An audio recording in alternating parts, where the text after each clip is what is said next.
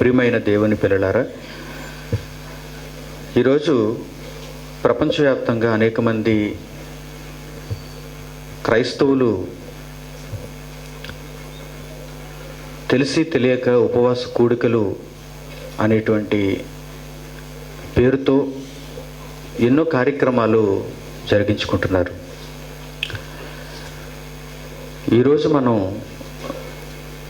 బైబిల్ను బట్టి ఉపవాసానికి దేవుడు ఇచ్చేటువంటి ఒక మంచి అర్థాన్ని, వివరణను మనం ఆలోచన చేద్దాం. ప్రపంచవ్యాప్తంగా ఎంతోమంది చేస్తున్నటువంటి ఈ ఉపవాసాలు వాక్య సంబంధమైనవా, నిజమైన ఉపవాసాలేనా? ఒకవేళ అయితే మనం ఉపవాసం ఎప్పుడు చేయాలి, ఉపవాసం ఎందుకు చేయాలి అనేటువంటి విషయాన్ని ఈరోజు మనం లేఖనాలలో నుండి ఆలోచన చేద్దాం. నిజమైన ఉపవాసం, ట్రూ ఫాస్టింగ్. ఏ ఉపవాసం చేస్తే పరలోకమందున్న తండ్రి సంతోషిస్తాడో, అసలు ఉపవాసం మన దగ్గర నుండి ఆయన కోరుకుంటున్నాడో లేదో మనం ఆలోచన చేయాలి. అసలు మొట్టమొదటి మనకు ఉపవాసం అంటే ఏంటో తెలియాలి. ఉపవాసం అనేది కేవలం తిండి, ఆహారం, ఆకలి దీనికి మాత్రమే సంబంధించింది కాదు. మొట్టమొదట మీరు ఈ విషయాన్ని బాగా అర్థం చేసుకోవాలి. ఉపవాసం అంటే కేవలం భోజన సంబంధమైనది కాదు. భోజన సంబంధమైన దానితో పాటుగా ఇంకా చాలా ఉన్నాయి ఉపవాసం అనేటువంటి అర్థాన్ని ఇచ్చేవి. ఉపవాసం అనేది ఒక సామాన్యమైన పదం, అది అన్నిటికీ వర్తిస్తుంది. మీరు అనుభవించవలసినవి, లేక మీ ఆకలిని తీర్చుకోవలసినవి, మీ అవసరతలు తీర్చుకోవలసినవి కొన్ని సందర్భాల్లో మీరు నిషేధించుకున్నప్పుడు, మనస్ఫూర్తిగా వాటిని మీరు కాదు అనుకున్నప్పుడు అది ఉపవాసం అవుతుంది. ఉదాహరణకి ఆహార పదార్థాల విషయంకి వచ్చేసరికి మనకు తరచూ ఆకలి వేస్తుంది. ఉదయం తింటే మధ్యాహ్నానికి, మధ్యాహ్నం తింటే రాత్రికి, రాత్రి తింటే మరలా ఉదయానికి. ఇది ఒక చక్రం లాంటిది, కంటిన్యూస్ ప్రాసెస్ అంటారు దీన్ని. అంటే ఒకసారి మనం కడుపు నింపుకుంటే ఆకలి తీరేది కాదు, నిత్యం మనకు ఎదురుపడేది, మన శరీరంలో పుట్టేది. ఆహారాన్ని మనం మానుకున్నప్పుడు, ఆకలి వేసిన మన శరీరాన్ని మనం అదుపు చేసుకున్నప్పుడు అది ఉపవాసం అవుతుంది. అది ఆహార పదార్థాల విషయంలో. అలాగే మన శరీరం, మన కడుపు ఆహారాన్ని కోరుకుంటున్నప్పుడు, ఆకలి వేస్తున్నప్పుడు మనం ఆహారం ఇవ్వగలుగుతున్నాం. శరీరం కూడా, చర్మం కూడా బట్టలు కోరుకుంటుంది. ఈ చలి నుండి కాపాడబడటానికి, ఈ ఎండ వేడిమి నుండి తట్టుకోవడానికి ఆయా కాలాలకు సంబంధించి కొన్ని రకాల వస్త్రాలను ఈ శరీరం కోరుకుంటుంది. ముఖ్యంగా చలికాలం వచ్చేసరికి ఉన్ని దుస్తులు. అప్పుడు మామూలు వస్త్రాలు, సిల్క్ వస్త్రాలు మనం ధరిస్తే శరీరం సుఖంగా ఉండలేదు. కనుక మంచి ఉన్ని వస్త్రాలు ధరించాలని, జర్కిన్ లాంటివి వాడాలని శరీరం కోరుకుంటుంది. దానికి తగ్గట్టుగా మనం అవి వేసుకుంటాం. అలాగే ఎండాకాలం వచ్చేసరికి బాగా ఉష్ణోగ్రత పెరిగేసరికి ఉన్ని దుస్తులు పనికిరావు. అవి వేసుకుంటే లోపల మీరు ఉడికిపోతారు. కనుక అలాంటప్పుడు పలచని వస్త్రాలు మీరు ధరించాలి. వర్షంలో వెళ్ళేటప్పుడు రెయిన్ కోట్ మీరు వేసుకోవాలి. అంటే శరీరానికి సంబంధించిన కొంత రక్షణ. ఇలా శరీరంలో ప్రతి అవయవానికి, ప్రతి భాగానికి ఒక్కొక్క అవసరత మనకు కనిపిస్తుంది, ఒక్కొక్క అవసరత. వీటిని మనం ఇవ్వకుండా శరీరాన్ని పస్తు పెట్టినప్పుడు అది ఉపవాసం అవుతుంది. అంటే బట్టల విషయంలో కూడా మీరు ఉపవాసం ఉండొచ్చు అని మీరు అర్థం చేసుకోవాలి. ఒక్కొక్కసారి చిరిగిపోయిన వస్త్రాలు మనం వేసుకోవాల్సిన అవసరత ఏర్పడుతుంది. ధనం లేకో, మన పేదరికాన్ని బట్టో మనం ఈ వస్త్రాలకు ఉపయోగించవలసినటువంటి సొమ్మును మరొక పనికి వినియోగించడం వల్ల కొత్త వస్త్రాలు కొనుక్కోలేక పాత వస్త్రాలని వేసుకుంటూ ఈ షో మనం లోకానికి చూపించకుండా ఒక పేదవాడుగా, సామాన్యుడిగా బ్రతికేటువంటి కాలం కూడా మనకు ఎదురవుతుంది. అలాంటప్పుడు వస్త్రం విషయంలో మీరు ఉపవాసం ఉన్నారు. అలాగే కాళ్ళు జోడును కోరుకుంటుంది. అంతే కదండి. కాలు నడిచేటప్పుడు జోడు కోరుకుంటుంది. ఈ జోడు అరిగిపోయినప్పుడు, ఈ జోడు రంధ్రాలు పడినప్పుడు, ఈ జోడు తిగ్గిపోయినప్పుడు క్రొత్త జోడు కొనుక్కోవాలి. ఆ క్రొత్త జోడు కొనుక్కునేటప్పుడు ఆ పైకాన్ని, ఆ క్రొత్త జోడుకు సంబంధించిన పైకాన్ని మీరు ఏదో మరొక పనిలో వాడి కాలికి ఉపవాసం చెప్పారు. మీరు కాలికి ఉపవాసం చెప్పారు, దానిని ఉపవాసం అంటారు. భోజనం చేయకపోవడం మాత్రం ఉపవాసం కాదు. ముఖ్యంగా మన క్రైస్తవులకు అర్థం కాలేదు అది. నిజంగా కొన్ని విశ్వాసాల్లో నేను చూసినప్పుడు వారు కలిగి ఉండే నిష్ట చాలా గొప్పగా ఉంటుంది. వారు ఉపవాసం చాలా గొప్పగా ఉంటారండి. ఒకే రంగు బట్టలు అంటారు, ఒకే రంగు బట్టలు వేసుకుంటారు. రంగురంగుల బట్టలు వేసుకోరంటే బట్టల్లో వారు ఏం చేస్తున్నారు అనమాట? ఉపవాసం చేస్తున్నారు. తెల్లవారుజామున లేచిపోవాలి, చన్నీళ్ళతో స్నానం చేయాలి అని కోరుకుంటున్నారు, శరీరాన్ని కష్టపెడుతున్నారు. అంటే స్నానం విషయంలో వారు ఏం చేస్తున్నారు అనమాట? ఉపవాసం చేస్తున్నారు.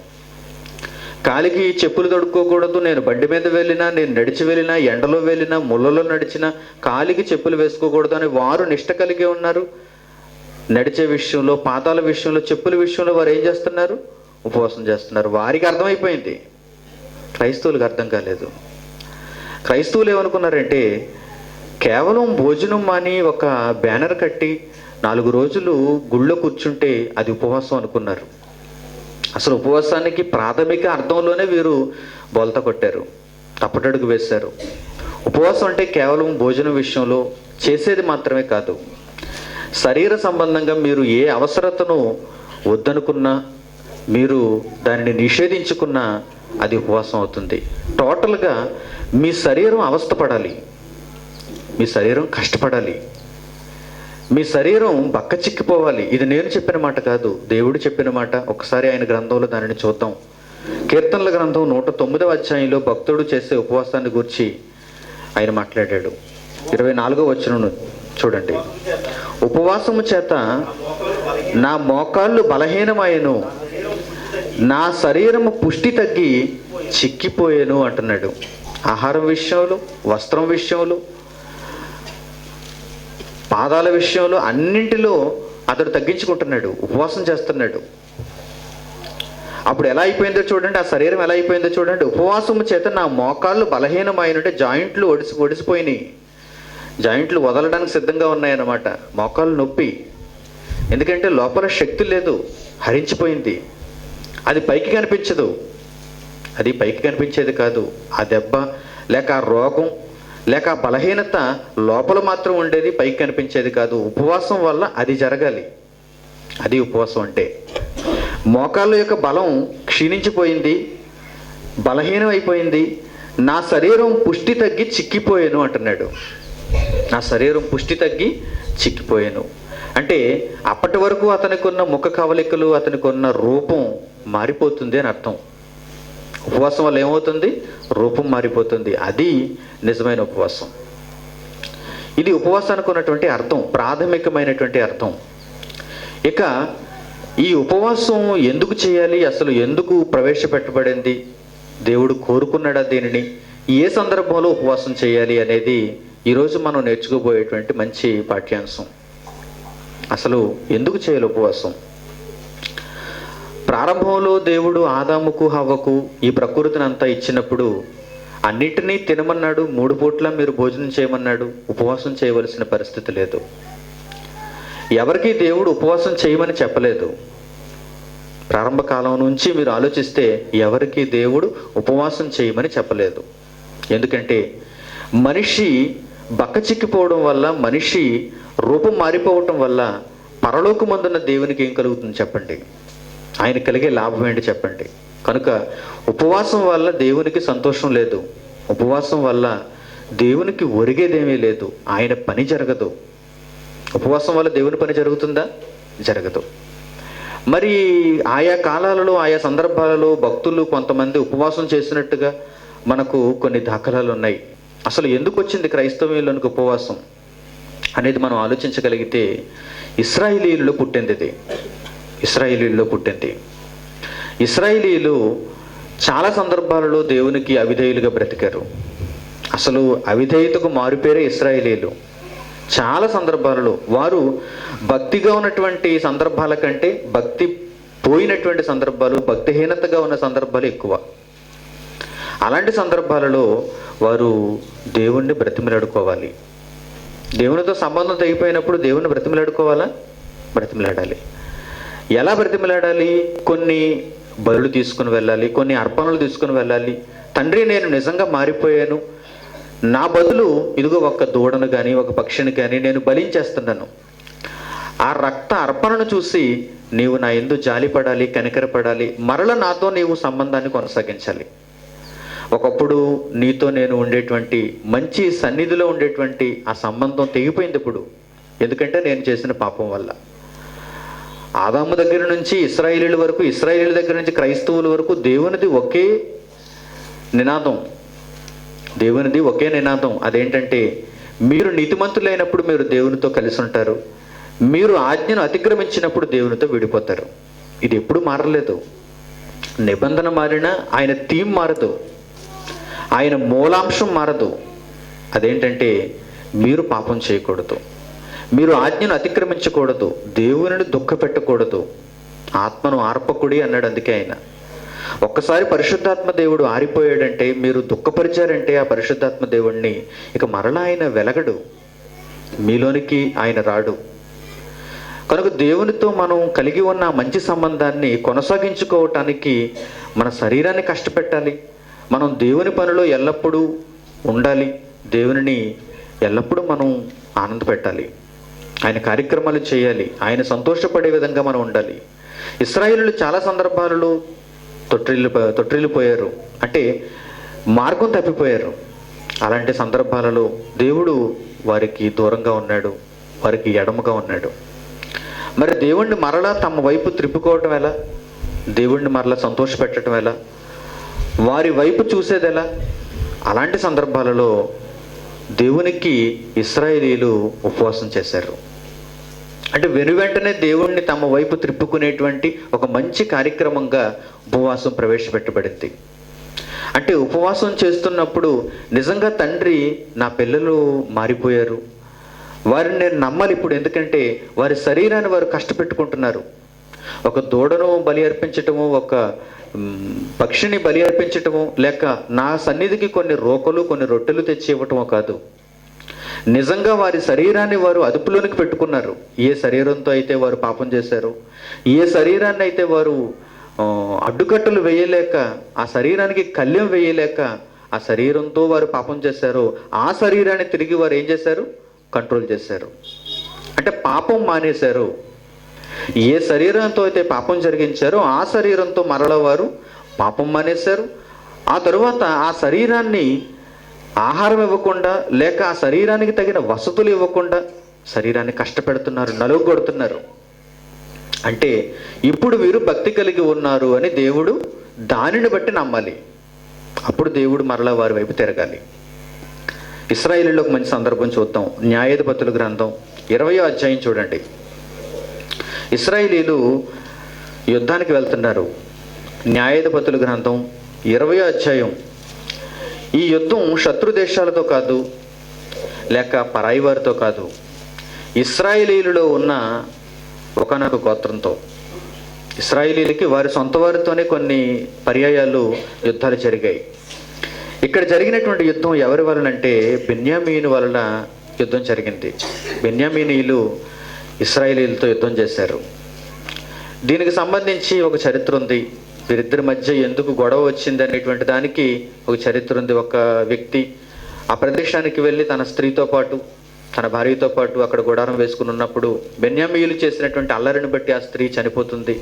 ఆ స్త్రీని ముక్కలు ముక్కలుగా చేసి ఇశ్రాయేలు వంశస్థులందరికీ, అంటే గోత్రీయులందరికీ ఆ పురుషుడు పార్సిల్ చేస్తాడు, పంపించేస్తాడు. అప్పుడు ఇశ్రాయేలీయులందరూ తెలుసుకుంటారు, బెన్యామీనీయుల్లో ఎంత అల్లరి ఉందా, బెన్యామీనీయుల్లో ఎంత చెడుతనం ఉందా, అయితే మేము బెన్యామీయులందరి మీద యుద్ధం చేయాలి అనుకుని ఇశ్రాయేలీయులందరూ బెన్యామీనీయులతో యుద్ధం చేస్తారు. ఆ సందర్భంలో 2 పర్యాయాలు బెన్యామీనీయులతో ఇశ్రాయేలీయులు ఓడిపోతారు. అసలు బెన్యామీనీయుల గోత్రం ఎంత? ఒక గోత్రం. అది ఇశ్రాయేలీయులతో పోలిస్తే 11 గోత్రాలతో పోలిస్తే ఈ బెన్యామీనీయులు చాలా తక్కువ వారు. వారిని ఇశ్రాయేలీయులు ఓడించేయాలి. కానీ ఇశ్రాయేలీయులు ఇంకా దేవునితో సరైన సంబంధాన్ని కలిగి లేరు. ఇశ్రాయేలీయుల్లో కూడా చాలా తప్పులు ఉన్నాయి, చాలా పొరపాట్లు ఉన్నాయి. దానిని బట్టి ఇశ్రాయేలీయులను దేవుడు అడ్డగించాడు. బెన్యామీనీయులు 2 పర్యాయాలు ఇశ్రాయేలీయుల మీద గెలిచేశారు. బెన్యామీనీయులు తప్పు చేసినా, అందులో తప్పు చేసిన వాడు ఉన్నా బెన్యామీనీయులే యుద్ధంలో గెలిచిపోయారు. వారిదే విజయమైంది. ఇక 3వసారి ఇశ్రాయేలీయులు తమ తప్పు తెలుసుకున్నారు. ముందు మేము దేవుని సంతోషపెట్టాలి, ఆ తర్వాత చిన్నవాడైనా పెద్దవాడైనా వాడి మీదకి మేము యుద్ధంలోనికి వెళ్ళాలి. ముందు తమ సొంత బలం చేత వెళ్ళిపోయారు. ముందు తమ బాహుబలం చేత ఇశ్రాయేలీయులు బెన్యామీనీయులను గెలవచ్చేమో అనుకున్నారు. కానీ దేవుణ్ణి ముందు సంతోషపెట్టాలి, దేవుని ముందు సమాధానపరచాలనే విషయం వారికి అర్థం కాలేదు. అందువల్ల ఆ చిన్నవారైన బెన్యామీనీయుల యొక్క చేతిలో ఇశ్రాయేలీయులు ఓడిపోయారు. ఇప్పుడు చదవండి, న్యాయాధిపతులు 20వ అధ్యాయం చూడండి. న్యాయాధిపతుల గ్రంథం 20వ అధ్యాయం 26వ వచనం. వీరందరూ కత్తి దూయువారు. అప్పుడు ఇశ్రాయేలీయులందరూ జనులందరూ పోయి బేతేలును ప్రవేశించి ఏడ్చుచు సాయంకాలం వరకు అక్కడ యెహోవా సన్నిధిని కూర్చుండుచు ఉపవాసం ఉండి దహన బలులు సమాధాన బలులు యెహోవా సన్నిధిని అర్పించిరి. ఇప్పుడు ఇశ్రాయేలీయులకి జ్ఞానం తెలిసింది. మేము చిన్నవారి మీదకి వెళ్ళినా యుద్ధం చేయటానికి ముందు మా వెనక ఎవరు ఉండాలి? దేవుడు ఉండాలి. అందుకేనండి ఇశ్రాయేలీయులకి పాఠం నేర్పించాడు దేవుడు. ఇది మనకు కూడా పాఠమే, ఇది సర్వ ప్రపంచానికి పాఠమే. చరిత్రలో ఎందుకు రాయించాడు వీటన్నిటిని? దృష్టాంతాలుగా ఎందుకు ఉంచాడు వీటన్నిటిని? ఏదో మీరు కథ చదువుకొని కాలక్షేపానికి ఇంటికి వెళ్ళిపోతారని కాదు. ఇశ్రాయేలీయులు ప్రతి సందర్భంలో మనకు గుణపాఠాలు నేర్పుతూ ఉంటారు. మీరు ఎంత గొప్పవారైనా ఎంత పెద్దవారైనా మీ వెనుక దేవుడు ఉండాలి అన్నది ఇక్కడ సారాంశం. మీరు ఎప్పుడూ దేవుడిని సంతోషపెడుతూ ఉండాలి, దేవుడు మీతో సమాధాన పడుతూ ఉండాలి. దేవునితో మీ సంబంధం లేని ఎడల మీరు ఎన్ని కార్యక్రమాలు చేసినా దేవుడు మీకు విరోధైపోతాడు. అవతలి వారు శత్రువైనా సరే ఆ శత్రువు మిమ్మల్ని ఓడించేస్తాడు. అవతలివాడు దేవునికి నచ్చనివాడైనా ఆ నచ్చనివాడు మిమ్మల్ని ఓడించేస్తాడు. ఎందుకంటే మీకు దేవునికి లేని సంబంధాన్ని బట్టి. ఇప్పుడు చూడండి, దేవునితో మనం ఎంత గొప్పగా ఉండాలో, ఎంత దగ్గరగా ఉండాలో, అనునిత్యం దేవునితో మంచి సంబంధాన్ని ఎలా కలిగి ఉండాలో మీరు ఆలోచించండి. అవతలివాడు దేవునికి నచ్చనివాడు కదా, అవతలివాడు దేవునికి విరోధి కదా, అవతలివాడు దేవుని కార్యక్రమాన్ని పాడు చేసేవాడు కదా, కనుక వాడి మీద నేను విజయం సాధించేయచ్చు అని మీరు అనుకుని పొరపాటు పడడానికి అవకాశం లేదు. ముందు మీరు దేవునితో ఉన్నారా? అది దేవునికి చాలా ముఖ్యం. అది పైపైన భక్తి కాదు. ఇశ్రాయేలీయులు పైపైన భక్తిని చూపించారు. మేము బెన్యామీనీయులతో యుద్ధం చేయమంటామని అడిగారు. ఆ బెన్యామీనీయులతో యుద్ధం చేయండి అన్నాడు దేవుడు, కానీ ఓడిపోయి వచ్చేసారు. మరలా 2వసారి వెళ్ళి బెన్యామీనీయులతో యుద్ధం చేయమంటావా తండ్రి యెహోవా అని అడిగినప్పుడు యుద్ధం చేయడానికి వెళ్ళండి అన్నాడు. మరలా వెళ్ళిపోయారు, ఓడిపోయి వచ్చేసారు. చాలామంది కత్తి చేత నశింపబడుతున్నారు. బెన్యామీనీయులు తక్కువ మంది, ఇశ్రాయేలీయులు లక్షల మంది. ఆ ముందు పాఠంలో మీరు చదివితే మీకు అర్థమవుతుంది. ఈ లక్షల మంది బెన్యామీనీయులు తక్కువ మందిగా ఉన్న, వందల వేల మందిలో ఉన్న వారు ఈ లక్షల మంది ఇశ్రాయేలీయులను చంపేస్తున్నారు యుద్ధంలో. అప్పుడు ఇశ్రాయేలీయులు వచ్చి ఏడ్చేస్తున్నారు. చూడండి, యెహోవా సన్నిధిలో వారు ప్రవేశించి కూర్చుండుటూ ఉపవాసం ఉండి దహన బలులు సమాధాన బలులు యెహోవా సన్నిధిని అర్పించిరి అని వ్రాయబడింది. అంటే ఉపవాసం ఎందుకున్నారో మీరు ఆలోచించండి. దేవునితో మేము సరైన సంబంధాన్ని కలిగి లేవేమో ఇప్పుడు వీరికి సందేహం వచ్చింది. అప్పుడు ఇశ్రాయేలీయులు యెహోవా సన్నిధిలో కూర్చుని ఏడుస్తూ దినమంతా అక్కడే వారి కాలాన్ని గడుపుతూ, దేవునికి మా ప్రవర్తన ఎలా ఉండాలి, మా శరీరాన్ని మేము ఇప్పుడు దుఃఖపరుచుకోవాలి, మా శరీరాన్ని బక్కచిక్కేలా చేసుకోవాలి, మేము ఉపవాసం ఉండి మా తండ్రిని ముందు మా పక్షంగా మార్చుకోవాలి, ఆ తర్వాత బెన్యామీనీయుల మీదకి యుద్ధానికి వెళ్ళాలి, తర్వాత వారు బెన్యామీనీయుల మీదకి యుద్ధంకి వెళ్తారు, బెన్యామీనీయులను ఓడించేస్తారు. మాటు వేసి బెన్యామీనీయులందరికీ చక్కని ప్లాన్ ఇస్తాడు దేవుడు. ఆ తర్వాత బెన్యామీనీయులు ప్రతి ఒక్కరిని వీరు సంహరిస్తారు. ప్రియమైన వారులారా, ఉపవాసం ఎందుకు చేయాలంటే తెగిపోయిన దేవుని సంబంధాన్ని మెరుగుపరుచుకోవాలి. మీరు దాని కొరకు మీరు ఉపవాసం చేయాలి.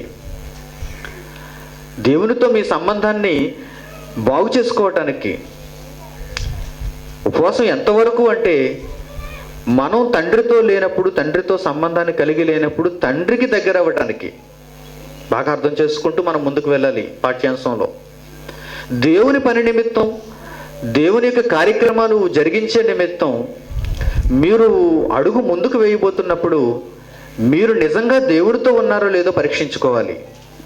లేని పక్షంలో ఉపవాసం ఉండి మీరు ఏడ్చుచు మీ అర్పణ ఇచ్చి దేవునితో మీరు మంచి సంబంధాన్ని కలిగి ఉండాలి. అప్పుడు మీరు అడుగు వేయాలి, లేకపోతే అది ఫలించదు, అది నిష్ఫలం అవుతుంది. దేవుడు ఆ పనిని అంగీకరించడు. ఇదండి ఉపవాసంలో ఉన్నటువంటి హిస్టరీ, ఒక చరిత్ర. బాగా అర్థమవుతుందా మీకు? దావీదు విషయానికి వస్తే, దావీదు కూడా ఒకసారి ఉపవాసం ఉన్నాడు. చాలా పర్యాయములు అతడు ఉపవాసం ఉన్నటువంటి సందర్భాలు మనకు ఆయన రాసిన కీర్తనల గ్రంథాల్లో మనకు కనిపిస్తుంటాయి. ఎందుకంటే ఆయన కూడా ఒకసారి దేవునితో సంబంధాన్ని కోల్పోయాడు.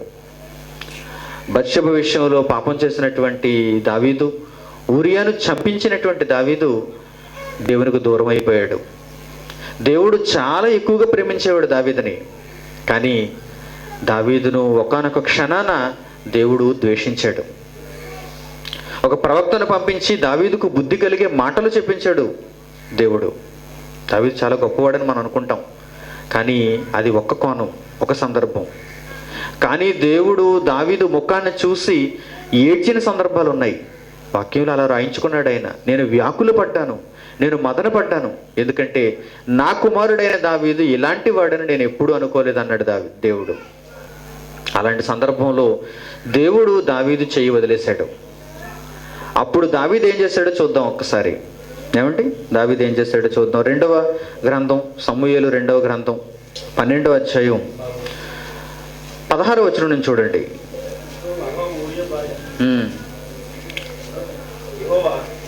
యెహోవా ఊరియా భార్య దావీదునకు కనిన బిడ్డను మొత్తినందున అది బహు జబ్బు పడెను. పైన జరిగిన సందర్భమే దావీదు చేసినటువంటి పాపం. దానికి దేవుడిచ్చినటువంటి సమాధానం కూడా పై సందర్భంలో మనం చూస్తాం. 15వ వచనం వరకు 12వ అధ్యాయంలో 16వ వచనంలో మనం చూస్తే, దావీదుకు ఊరియా భార్య అయినటువంటి బత్షెబను బట్టి ఒక బిడ్డ, ఆ బిడ్డను దేవుడు మొత్తాడు, బహుజబ్బు పడింది అని రాయించాడు. చూడండి 17వ వచనం. దావీదు ఉపవాసం ఉండి లోపలికి పోయి రాత్రంతయు నేల పడి ఉండి బిడ్డ కొరకు దేవుని బతిమలాడగా. ఎందుకు వచ్చింది ఈ సందర్భం? దావీదు ఉపవాసం చేయవలసినటువంటి పరిస్థితి ఎందుకు వచ్చింది చెప్పండి? అర్థం చేసుకుంటున్నారా మీరు ఉపవాసం అంటే ఏంటో? ప్రపంచవ్యాప్తంగా ఉన్న క్రైస్తవులందరూ ఉపవాసానికి ఒక కాలం వస్తుందని, సంవత్సరంలో ఒక కాలం ఉపవాసానికి పెట్టేశారు వీరు, ఒక కాలం నిర్ణయించారు వీరు. ఉపవాసానికి ఒక కాలం రావాలి, ఉపవాస కూడికలకు ఒక కాలం రావాలి, ఒక టర్మ్ రావాలి, ఒక సమయం రావాలి. కాలములు, దినములు, ఉత్సవ కాలాలు వీరికి చూసారు ఎలా ఉందో. 2015 సంవత్సరంలో ఉపవాస కూడికలు ఎప్పుడు? అవి అక్టోబర్ మాసంలో వస్తాయి, సెప్టెంబర్ మాసంలో వస్తాయి. అసలు ఉపవాసం ఎందుకు చేయాలో అర్థమవుతుందా? ఉపవాసం ఎందుకు చేయాలో అర్థమవుతుందా? ఆ రోజు ఇశ్రాయేలీయులు దేవునితో సంబంధాన్ని తెగిపోయిన దానిని బట్టి 2 రోజులు 2 పర్యాయములు బెన్యామీనీయులతో యుద్ధంలో గెలవలేకపోయిన దానిని బట్టి అప్పుడు వెళ్ళి ఉపవాసం ఉన్నారు వారు. అర్థమవుతుందా మీకు? సిచ్యువేషన్ అర్థం కావాలి మీకు, పరిస్థితి తెలియాలి. ఉపవాసం ఎందుకు ఉండాలి? దేవుడు నిజంగా అడిగాడు అనుకోండి, నువ్వెందుకు ఉపవాసం ఉంటున్నావు అంటే సమాధానం చెప్పాలా మనం? క్రైస్తవ్యం ఏం సమాధానం చెప్పగలదు? ఉపవాసం ఎందుకు ఉంటున్నామంటే, మరి మీకోసం ఉపవాసం ఉండొద్దా? ఒకానొక కాలం వస్తుంది, ఆ కాలంలో ఉపవాసం ఉండాలిగా. తర్వాత డిసెంబర్ 25 వచ్చిందంటే మీరు యేసుక్రీస్తు పుట్టిన కాలం. ఆ తర్వాత మరలా ఏప్రిల్ మాసం వచ్చిందంటే లెంట్ డేస్. ఆ తర్వాత సమాధుల పండుగ. ఇలా ఒక్కొక్క కాలాన్ని ఏర్పరచుకున్నారు వీరు. ఉపవాసానికి ఒక కొంతకాలం, క్రిస్మస్కి ఒక కొంతకాలం, ఈస్టర్కి ఒక కొంతకాలం, సమాధులకు ఒక కొంతకాలం. ఉపవాసం ఎందుకు ఉండాలి? దావీదు పాపం చేశాడు. దావీదు పాపం చేయనంత వరకు దావీదుకు ఉపవాసం ఉండే అవసరత ఉందా? లేదు, లేదండి. దావీదు ఎంతో చక్కగా ఉన్నాడు దేవునితో, చాలా చక్కని రాజ్య పరిపాలన చేస్తున్నాడు. రాజ్య పరిపాలనలో ఉండి చక్కని కీర్తనలు రాస్తున్నాడు. రాజ్య పరిపాలనలో ఉండి పరిశుద్ధాత్మ ప్రేరణతో ఎన్నో సంగతులు ఆ రాజ్యానికి నేర్పిస్తున్నాడు. దావీదు ఒక మంచి రాజు, దేవుని ఆత్మ కలిగిన ఒక రాజు. అలాంటి రాజు ఉండడం ఆ ఇశ్రాయేలు దేశానికి ఎంత గొప్పతనం చెప్పండి, ఎంత మంచి. వారందరూ ఎంతో ఆనందపడ్డారు. ప్రవక్తలు సైతం దావీదును చూసి ఆనందపడ్డారు. ఇంత గొప్ప రాజు ఇశ్రాయేలుకు ఉండడం నిజంగా క్షేమం. ఇలాంటి రాజు మరలా పుట్టడు. రాజే ప్రవక్తల దగ్గరకు వచ్చే అవకాశం లేదు. ఇక రాజే దేవునితో సంబంధం కలిగి ఉన్నాడంటే ఎంత గొప్ప పరిపాలన అది, ఎంత మంచి పరిపాలన అది. ఇక రాజు పాపం చేసే అవకాశం ఉండదు. అలాంటి సందర్భంలో దావీదు తప్పతడుగు వేశాడు. బత్షెబను వివాహం చేసుకుని ఊరియాను చంపించి దేవునికి దూరం అయిపోయాడు. దానిని వెంటనే గమనించిన దేవుడు ఆ బిడ్డను, వారిద్దరికీ పుట్టినటువంటి బిడ్డను జబ్బు పడేలా చేశాడు. ఇక మరణం చేయడానికి సిద్ధంగా ఆ బిడ్డ మారిపోయింది. అప్పుడు దావీదు ఏం చేశాడు చూడండి. దావీదు ఉపవాసం ఉండి లోపలికి పోయి రాత్రంతయు నేల పడి ఉండి బిడ్డ కొరకు దేవుని బతిమలాడగా, ఇంటిలో ఎన్నికైన వారు లేచి అతన్ని నేల నుండి లేవనెత్తుటకు వచ్చిరు కానీ అతడు సమ్మతింపక వారితో కూడా భోజనము చేయక ఉండెను. రాజు కదండి, చుట్టూ ఉన్న సైనికులు, చుట్టూ ఉన్న బంధువర్గం దావీదును తిరిగి తీసుకురావడానికి ప్రయత్నం చేస్తున్నారు. తిరిగి తన లోకంలోకి తీసుకుని రావడానికి ప్రయత్నం చేస్తున్నారు. కానీ దావీదు ఒప్పుకోవటం లేదు. నా దేవుణ్ణి మరలా నేను సంతోషింప చేసేంత వరకు నేను పచ్చి మంచి నీళ్ళు కూడా ముట్టను. ఇప్పుడు అర్థమైంది దావీదుకి అతడు ఎంత గొప్ప భయంకరమైన పాపం చేస్తాడో, అతడు ఎందుకు ఉపవాసం ఉండాలో, అతడు దేవుడిని మరలా తిరిగి తన వాణిగా మార్చుకోవటానికి దావీదు ఎలాంటి ప్రయత్నం చేయాలో దావీదుకు అప్పుడు అర్థమైంది. కాలం వస్తే కాదు, ఇదేమీ ఆనవాయితీ కాదు. ఉపవాసం అనేది ఏమైనా ఆనవాయితీయా? పలానా సంవత్సరం, పలానా కాలం, పలానా ముహూర్తం, పలానా గడి వచ్చినప్పుడు మనం ఉపవాసం చేయాలి, తర్వాత మానేయాలనడానికి ఇది ఏమైనా ఆనవాయితీయా? కాదు. మీరు పాపం చేసినప్పుడు, మీ దేవునితో మీ సంబంధం తెగిపోయినప్పుడు మీరు ఉపవాసం ఉండాలి. బైబిల్ ఎవరికి అర్థమైందండి? పైపైన చదివేవారే అందరూ పైపైన చదివేవారే. 2-3 వాక్యాలు పట్టుకుని నాకు అంతా తెలుసు అనుకున్నవారే. బైబిల్ తెలియదు ఎవరికి. దేవుని మనసు అర్థం కాలేదు ఎవరికి. ఇంకా క్రిందకి చూడండి. దావీదు ఇలాంటి సందర్భంలో ఉన్నప్పుడు ఏం జరిగిందో చూడండి. 18వ వచనం. 7వ దినమున బిడ్డ చచ్చిపోయింది. దావీదు ఉపవాసం ఫలించిందా? ఫలించలేదు. అంటే నీ ఉపవాసం ఉన్నంత మాత్రాన నీ ఉపవాసం ఫలిస్తుంది అనుకోవటం కూడా పొరపాటే. నీవెంత కరెక్ట్ ఉపవాసం చేసినా, దేవునితో నీ సంబంధాన్ని మెరుగుపరుచుకోవాలని నీవు చేసే ప్రయత్నంలో నీవు అడిగిన కోరిక నెరవేరకపోవచ్చు. కానీ నీవింకా ప్రయత్నం మానకూడదు. దేవునితో సంబంధాన్ని కొనసాగించటానికి, మరలా తిరిగి నీ దేవుణ్ణి నీ పక్షంగా మార్చుకోవటానికి నీవు ప్రయత్నం చేస్తూనే ఉండాలి. నీ కోరిక తీరకపోవచ్చు ఈ మధ్యలో, కానీ నీ దేవుణ్ణి నువ్వు వదులుకోకూడదు. దావీదు ఉపవాసం ఉన్న దేవుడు బిడ్డను బ్రతికించలేదంటే దావీదు చేసిన ఉపవాసం ఇంకా దేవుణ్ణి సంతోషపరచలేదు. చూసారా? దావీదు చేసిన ఉపవాసం మామూలు ఈ ఉపవాసం కాదు, డూప్లికేట్ ఉపవాసం కాదు. అది ఒరిజినల్ ఉపవాసం, ఒరిజినల్ ఫాస్టింగ్. అది ఆ చుట్టూ ఉన్నవారు వచ్చి దావీదును, రానైనా ఒక్క ముద్ద తిను, మంచినీళ్ళు తాగు, బలం పొందు, లేదంటే నీ అవయవాలు, నీ ఆరోగ్యం అంతా క్షీణించిపోతుందని చెప్పినా దావీదు ఒప్పుకోవటం లేదు. ఇంకా అలా ఏడుస్తూనే ఉన్నాడు, దేవుని బ్రతిమలాడుకుంటూనే ఉన్నాడు. ఈలోపు ఒక పక్క వార్త వచ్చింది. ఏమని? బిడ్డ చనిపోయింది. చూడండి, 7వ దినమున బిడ్డ చావగా, బిడ్డ ప్రాణముతో ఉండగా మేము అతనితో మాట్లాడినప్పుడు అతడు మా మాటలు వెనక ఇండును. ఇప్పుడు బిడ్డ చనిపోయినని మనం అతనితో చెప్పిన ఎడల తనకు తాను హాని చేసుకొనునేమో అనుకుని దావీదు సేవకులు బిడ్డ చనిపోయిన సంగతి అతనితో చెప్పలేదు. సంగతి బిడ్డ చనిపోయిందన్న సంగతి దావీదు సేవకులు చెప్పటం లేదు. దేవుడు ఎంత క్షుణ్ణంగా వ్రాయించాడు చూడండి ఆ మనసు అంతటిని, అక్కడ జరిగిన కార్యక్రమం అంతటిని. దావీదు సేవకులు దావీదుతో ఈ విషయాన్ని చెప్పటం లేదు. ఎందుకు చెప్పటం లేదు? దావీదు ఉపవాసం చేస్తున్నాడు కదా, ఈ ఉపవాసం వల్ల బిడ్డ బ్రతుకుతుంది అనుకున్నాడు. బిడ్డ బ్రతకదు అని తెలిసేసరికి ఏమవుతాడు దావీదు? తనకు తాని హాని చేసుకుంటాడు. అంటే బిడ్డ జబ్బుతో ఉన్నప్పుడు ఉపవాసంతో ఉన్నాడు, బిడ్డ చనిపోయిందంటే తనకు తానే హాని చేసుకుంటాడంటే అర్థం ఏంటి? ఆత్మహత్య చేసుకుంటాడేమో అనుకుంటున్నారు సేవకులు. ఇంతకీ దావీదు ఉపవాసం ఎందుకు చేస్తున్నాడో సేవకులకు తెలియదు. ఎందుకు చేస్తున్నాడు ఉపవాసం? దేవునితో తన సంబంధాన్ని మెరుగుపరుచుకోవటానికి. దేవుడు తిరిగి తన పక్షంకి వచ్చేసాడా, అప్పుడు నిద్రపోతాడు దావీదు. నీ తప్పు క్షమించాను, సరే మనిషిగా పాపం చేసావు, నిన్ను మరలా నా కుమారునిగా స్వీకరిస్తున్నానని దేవుడు చెప్పేంత వరకు దావీదుకి ఇక మనసులో ఉండదు. ఉపవాసం చేస్తాడు, తనను తాను దుఃఖపరుచుకుంటాడు. దావీదు యొక్క ప్రధానమైన ఆలోచన బిడ్డను రక్షించుకోవటం కాదు, దేవునిని సమాధానపరుచుకోవటం. ఈ సేవకులకి ఈ విషయం తెలియక బిడ్డ చనిపోతే ఇతను హాని చేసుకుంటాడేమో, ఇతను ఆత్మహత్య చేసుకుంటాడేమో అని భయపడి వీరు సంగతి చెప్పలేదు.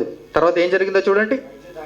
అయితే దావీదు తన సేవకులు గుసగుసలాడు చూచి బిడ్డ చనిపోయినని సంగతి గ్రహించి, బిడ్డ చనిపోయినా అని తన సేవకులను అడుగుగా దావీదుకి అర్థమైపోయింది వీరేదో గుసగుసలాడుకుంటున్నారు. ఎందుకంటే దావీదు అప్పటికే చాలా జ్ఞానం కలిగిన వాడు. మనిషిని చూసి చెప్పగలిగిన వాడు, మనసులో ఉన్న దానిని చెప్పగలిగిన సమర్థత కలిగిన వాడు, పరిశుద్ధాత్మ ప్రేరణ కలిగిన వాడు కదండి. కనుక వెంటనే అడుగుతున్నాడు, ఆ సేవకులను అడుగుతున్నాడు, ఏం జరిగింది, బిడ్డ చనిపోయిందా అని వెంటనే దానిని అడుగుతున్నాడు, జరిగిన దానిని అడుగుతున్నాడు. అప్పుడు వారు చూడండి, అప్పుడు తన సేవకులను అడుగుగా వారు చనిపోయినరి. అప్పుడు దావీదు నేల నుండి లేచిపోయాడు, స్నానం చేశాడు, తైలం పూసుకున్నాడు, వస్త్రములు ధరించాడు, యెహోవా మందిరంలో ప్రవేశించి మ్రొక్కి తన ఇంటికి తిరిగి వచ్చి భోజనం తెమ్మనగా వారు వడ్డించారు. మారిపోయాడు దావీదు, ఉపవాసం ఆపేశాడు. ఇక ఎందుకు, బిడ్డ చనిపోయింది, ఇక బిడ్డను నేను బ్రతికించలేను, నాకు నేను హాని చేసుకోకూడదు, నేను చేసిన ఈ ఉపవాసం బిడ్డ కోసం కాదు, ప్రధానంగా నా దేవుని సంతోషపరచటానికి. ఒకవేళ బిడ్డ బ్రతికితే బ్రతకచ్చు, నా ఉపవాసాన్ని చూసి దేవుడు కనికరించి బిడ్డను బ్రతికిస్తే. బిడ్డ చనిపోయిందిగా, ఇక నేను ఉపవాసం ఉండక్కర్లేదు, తిరిగి నా దేవుని సంతోషపెట్టే మార్గం ఏంటో నేను వెతకాలి. ఇప్పటి వరకు నేను ఉపవాసం ద్వారా సంతోష పెడదాం అనుకున్నాను, ఉపవాసం ద్వారా నా మార్గంలోకి తిరిగి తెచ్చుకుందాం అనుకున్నాను, నా పక్షంగా దేవుడిని మార్చుకుందాం అనుకున్నాను. కానీ దేవుడు నా మాట వినలేదు, దేవుడు నా ఉపవాసాన్ని చూడలేదు, దేవుడు బిడ్డను చంపేశాడు. అయితే మరొక ఉపాయం ఆలోచించాలి, దేవుని కోసం నేను మరొక కార్యక్రమం చేయాలి. ఇక నేను ఉపవాసం ఉపసంహరించుకోవాలి, వెళ్ళాలి, భోజనం చేయాలి, తైలం అంటుకోవాలి, స్నానం చేయాలి. నేను మరలా మామూలు మనిషిగా, ఒక బలవంతునిగా, దేవుడు ఇంకా నేను ఏం చేస్తే సంతోషపడతాడో ఆ కార్యక్రమాన్ని చేయాలి. చూడండి దావీదు మనసు ఎలా ఉందో, దావీదు ఎలా పాఠాన్ని నేర్పిస్తున్నాడు. ఉపవాసం అంటే ఏంటండి అసలు? ఏదో కాలానికి తగ్గట్టుగా వచ్చేది కాదు, సమయానికి తగ్గట్టుగా వచ్చేది కాదు. ఉపవాసం అంటే మీ దేవుణ్ణి మీరు మీ పక్షంగా మార్చుకోవాలి. తెగిపోయిన ఆ సంబంధాన్ని మరలా దేవునితో మనం కలుపుకోవాలి. ఏం చేస్తే దేవుడు మన పక్షంగా ఉంటాడు, ఏం చేస్తే దేవుడు ఫలానావాడు నా కుమారుడు, నా సేవకుడు, నావాడు అని చెబుతాడు, అది చేయాలి మనం. అది చేస్తే గాని దేవుడు సంతోషపడు, అది చేస్తే గాని దేవుడు ఆనందించడు. దావీదు విషయంలో అలా జరిగింది. తర్వాత మరొక మంచి సందర్భం చూద్దాం. ఎజ్రా గ్రంథం కొన్ని సందర్భాలలో దేవుడు రాయించినటువంటి సంగతులు. ఎజ్రా గ్రంథం 8వ అధ్యాయం 21వ వచనం. అప్పుడు దేవుని సన్నిధిని మమ్మును మేము దుఃఖపరుచుకొని, మాకును మా చిన్నవారికిని మా ఆస్తికిని శుభ ప్రయాణము కలుగునట్లుగా ఆయనను వేడుకొనుటకు అహవా దగ్గర, నది దగ్గర ఉపవాసం ఉండుడని ప్రకటించితిని అంటున్నాడు ఈ ప్రవక్త. మీరు ఈ పనిని చేయటానికి వెళ్ళబోయే ముందు మీరు దేవునితో సంబంధం కలిగిన ఉన్నవారో కాదో చూసుకోండి. మీ దేవుని మీరు సంతోషపెట్టండి. దేవుని పనిలోనికి ఉపక్రమించే ముందు మీరు ఉపవాసం ఉండాలి. ఎందుకంటే మీ ఉపవాసం దేవునికి నచ్చాలి, దేవుడు మీ పక్షంగా ఉండాలి. అప్పుడే మీరు దేవుని పనిని చేయాలి. ఏదో చేసేస్తాను దేవుని పని అంటే కుదరదు. డబ్బు ఉంటే దేవుని పనిని చేయటం వేరు, అధికారం ఉంటే దేవుని పనిని చేయటం వేరు, కొంతమంది వెనక ఉంటే దేవుని పనిని చేయడం వేరు. ఉపవాసం ఉండి దేవుని మీ పక్షంగా మార్చుకొని దేవుని పనిని చేయటం వేరు. లేకపోతే ఓడిపోతారు మీరు. దేవుడు మీ పక్షంగా లేకుండా మీరు ఉపవాసం చేస్తే, దేవుడు మీ పక్షంగా లేకుండా మీరు దేవుని కార్యక్రమాలు చేయాలనుకుంటే మీరు ఓడిపోతారు. ఇది ఉపవాసంలో ఉన్న పరమార్థం. తెలుసా మీకు? దేవుడు మీ పక్షంగా ఉండాలి. దేవుడు మీ పక్షంగా ఉన్నాడా? మీ పాపాన్ని చూసి దేవుడు మీ పక్షంగా ఎలా ఉంటాడండి?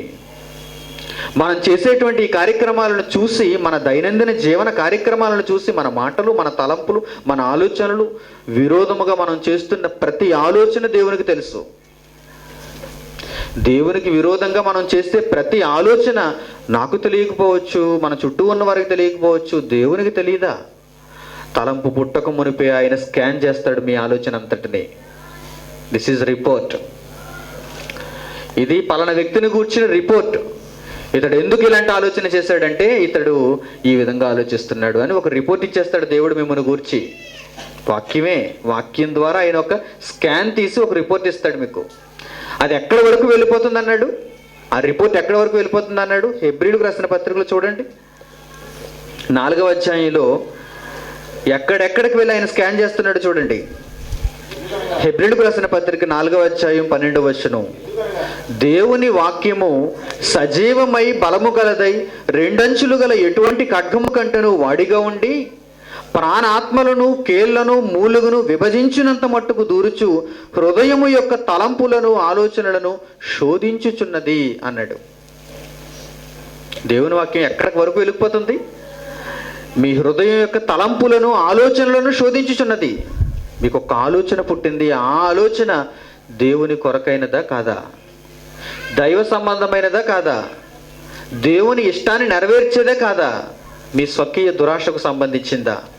దీనిని దేవుడు మొట్టమొదటి రిపోర్ట్ తీస్తున్నాడు, స్కాన్ చేస్తున్నాడు దేవుడు ఒకసారి.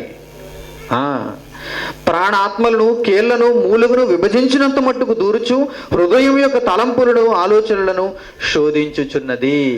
అప్పుడు తెలుసుకుంటున్నాడు దేవుడు, పలానా వ్యక్తి యొక్క అర్పణ, పలానా వ్యక్తి చేసిన కార్యము, క్రియ నేను తీసుకోదగినదా, నేను స్వీకరించదగినదా లేదా?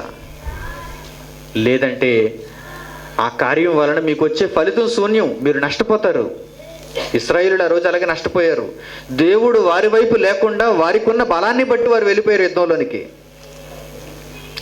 దేవుడిని ముందు సంతోష పెట్టకుండా వారికి ఉన్న బలాన్ని చూసుకుని లక్షల మంది కాల్పలో మనకేంటి, బెన్యామీనీలు ఒక గోత్రం, మన నుండి వెళ్ళిపోయిన వారు, మనకు విరోధం అయిపోయిన వారు, వారిని మనం ఓడించేయచ్చు అని ఇశ్రాయేలులు పొరపాటు పడ్డారు.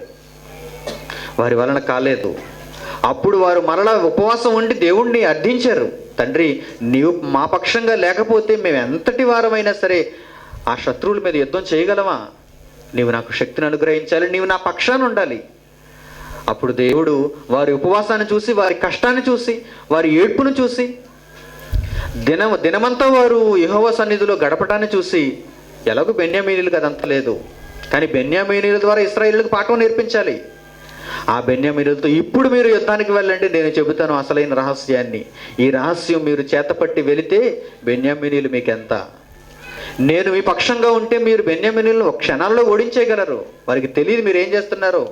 వారికి తెలియకుండా మీరు అంతా ముగించి వచ్చేసిన తర్వాత అప్పుడు వారు ఆలోచించుకుంటారు, ఇశ్రాయేలీయులు మమ్మల్ని ఎలా ఓడించారా, వారి ప్లాన్ ఎలా ఉందా. బాగా ఆలోచించండి. అంటే దేవునితో సంబంధాన్ని మెరుగుపరుచుకోవటం చాలా ముఖ్యం. అందుకే ఎజ్రా ఏమంటున్నాడు చూడండి, 21వ వచనంలో, అప్పుడు దేవుని సన్నిధిని మమ్మును మేము దుఃఖపరుచుకొని, మిమ్మును మీరు దుఃఖపరుచుకోవాలా దేవుని సన్నిధిలో, మీ శరీరాన్ని నలగొట్టుకోవాలా, మీ శరీరాన్ని కష్టపెట్టుకోవాలా, 3 పూట్ల తిని దేవునితో సంబంధం లేకుండా ఏదో దేవుని పనిని చేస్తానంటే దేవుడు ఊరుకోడు, దేవుడు దానిని స్వీకరించడు. ఇది దేవుని మనసు. ఈ దేవుడు చాలా గొప్పవాడు, ఈ దేవుడు చాలా స్థిరమైన వాడు, ఈ దేవునికి చాలా లెక్కలు ఉన్నాయి, ఈ దేవునికి చాలా సూత్రాలు ఉన్నాయి, ఈ దేవునికి చాలా తలంపులు ఉన్నాయి. వాటిని మీరు అంగీకరించి వాటి ప్రకారం నడుచుకోకపోతే ఇది 2 అంచుల వాడిగల ఖడ్గం. ఎటువంటి ఖడ్గము కంటూ పదునైనది ఇది. ఏమాత్రం మనం నిద్రతో ఉన్నా, ఏమాత్రం మనం దేవుని పక్షాన ఒకవేళ నిద్రమత్తులో ఉండిపోతే మనలను తెగ్గోసేస్తుంది. చాలా అలర్ట్గా ఉండాలి, మెలకువగా ఉండాలి, జ్ఞానం కలిగిన వారంగా ఉండాలి. దేవునితో ఎల్లప్పుడూ మన సంబంధాన్ని చాలా గొప్పదిగా మనం కొనసాగించుకోవాలి. లేకపోతే మనం దేవుని పనిని చేయలేం, లేకపోతే మనం పరలోకాన్ని సాధించలేం.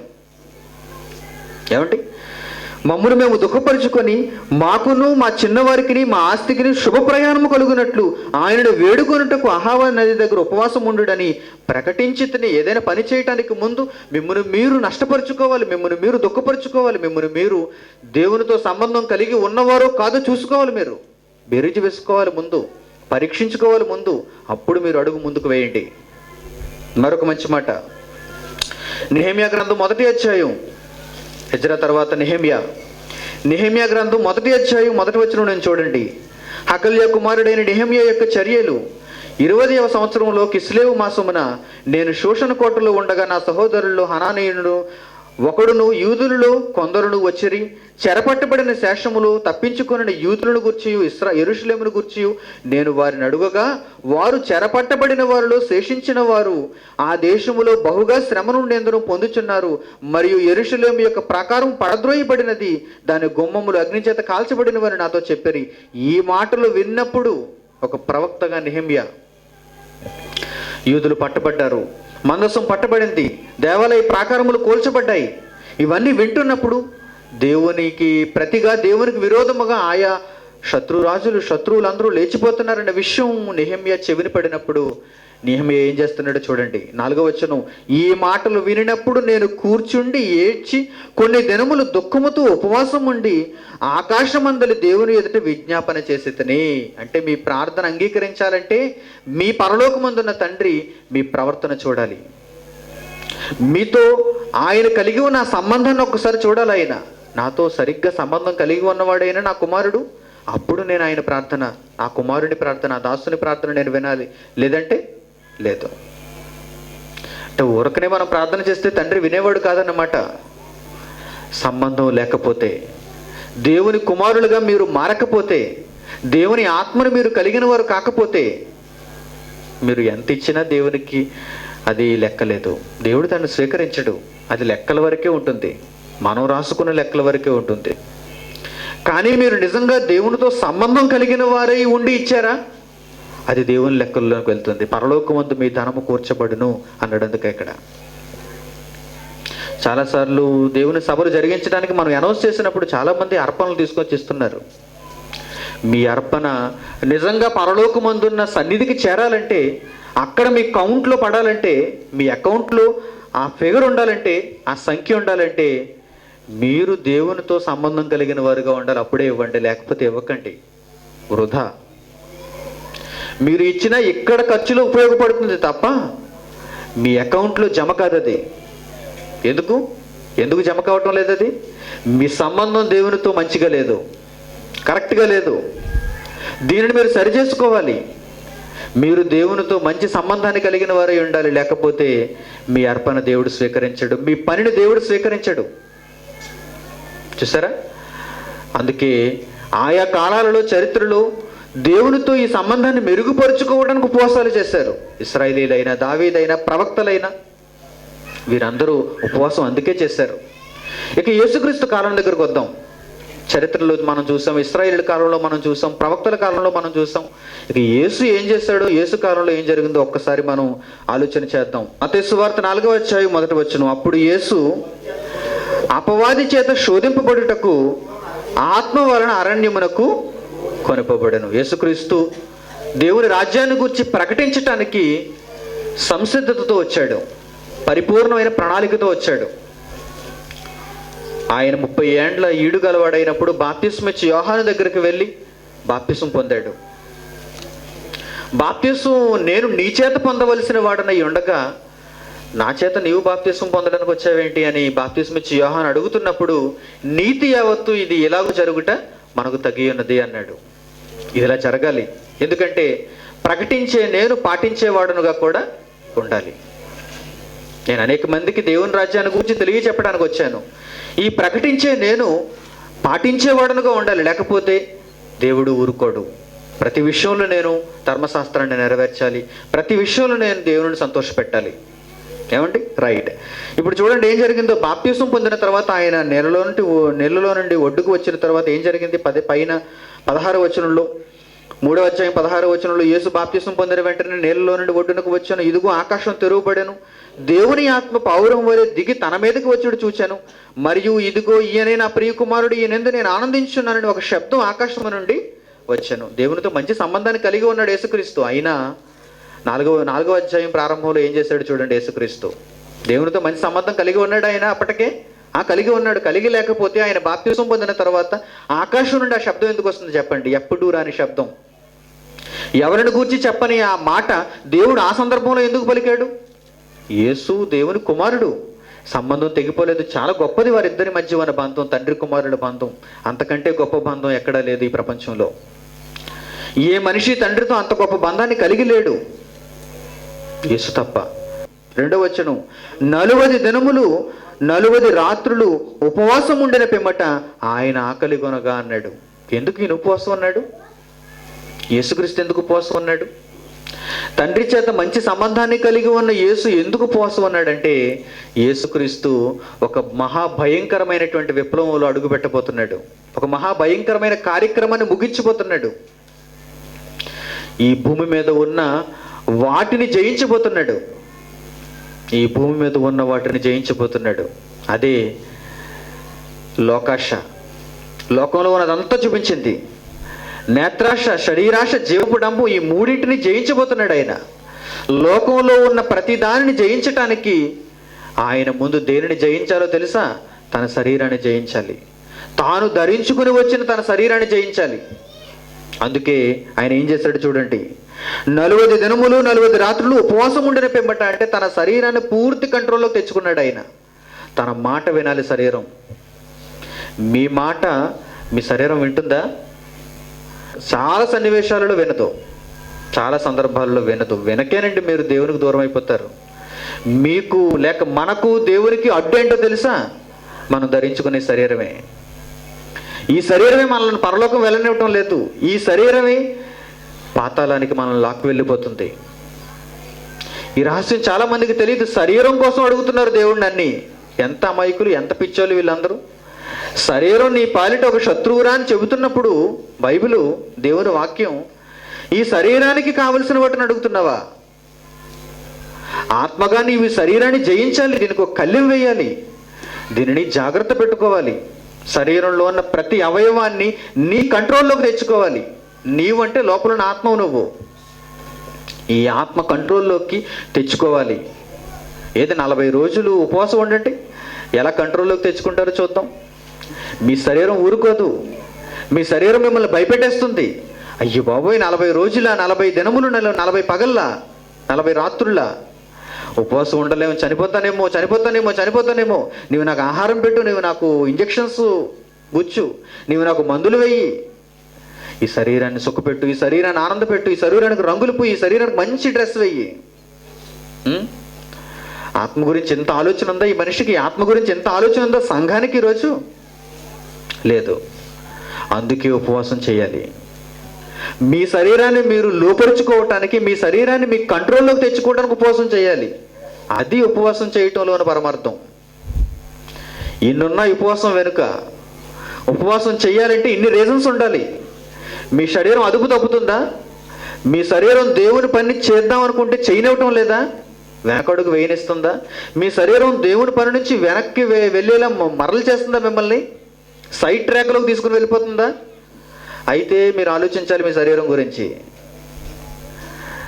Body present, mind absent, work absent. అయితే మీరు ఆలోచించాలి మీ శరీరం గురించి. వస్తున్నారు దేవుని పని దగ్గరికి, వస్తున్నారు, చూస్తున్నారు, చూసుకుంటున్నా, అందరూ చేసుకుంటున్నారు కదా, వెళ్ళిపోదాం. మీ శరీరం మిమ్మల్ని అడ్డగించింది దేవుని పని చేయకుండా. దేవుని పని మీరింకేం చేస్తారు? దేవుని పనిలో మీరింకేం పాలిభాగస్తులు అవుతారు?